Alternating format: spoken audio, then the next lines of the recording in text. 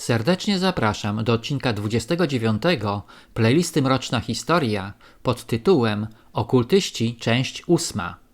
W poprzednim odcinku 28 opowiedziałem o różokrzyżowcach. W tym odcinku opowiem więcej szczegółów o pochodzeniu różokrzyżowców. Jakie było zatem pochodzenie nazwy Rose Cross?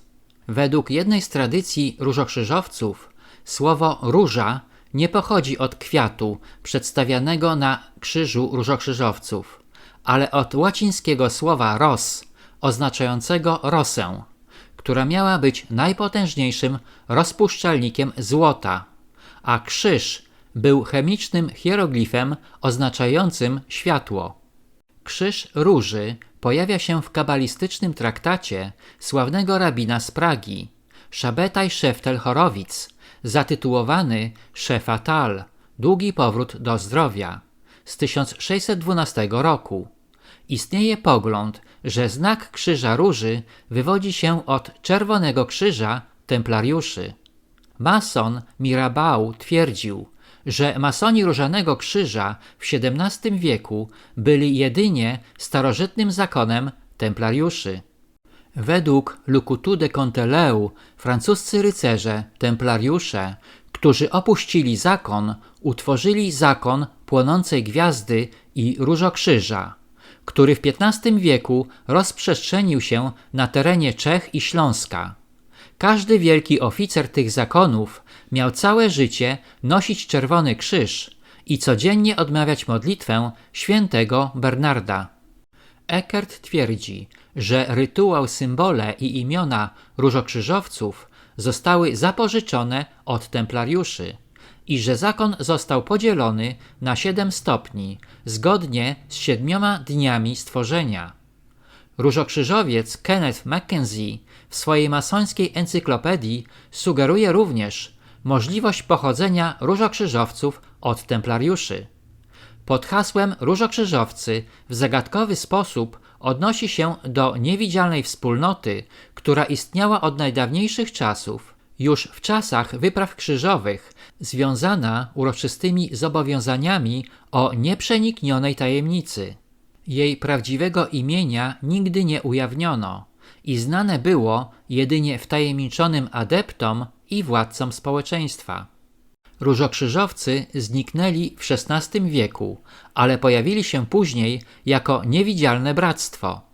Według legendy królewskiego zakonu szkockiego różokrzyżowcy połączyli się z templariuszami w 1314 roku.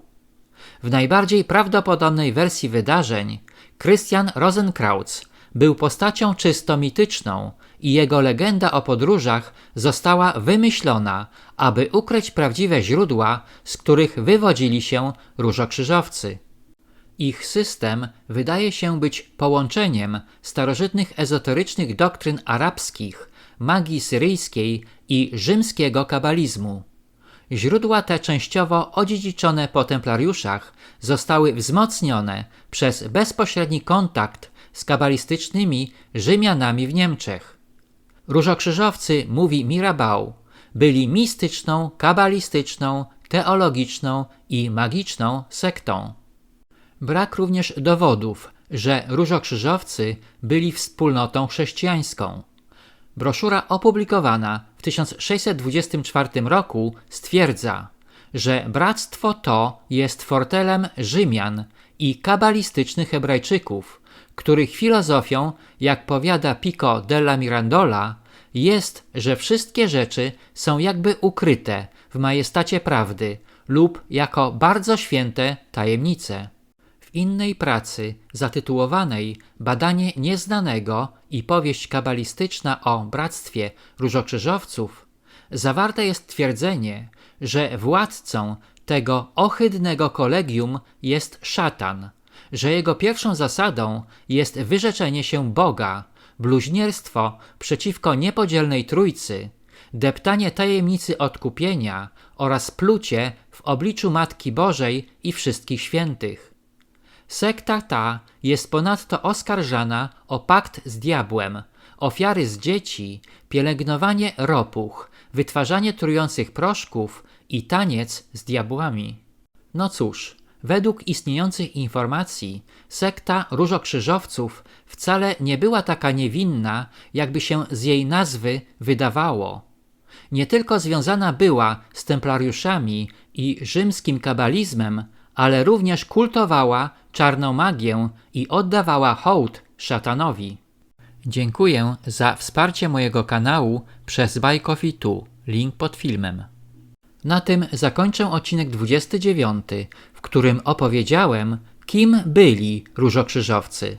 Serdecznie zapraszam do odcinka 30 pod tytułem Okultyści, część 9.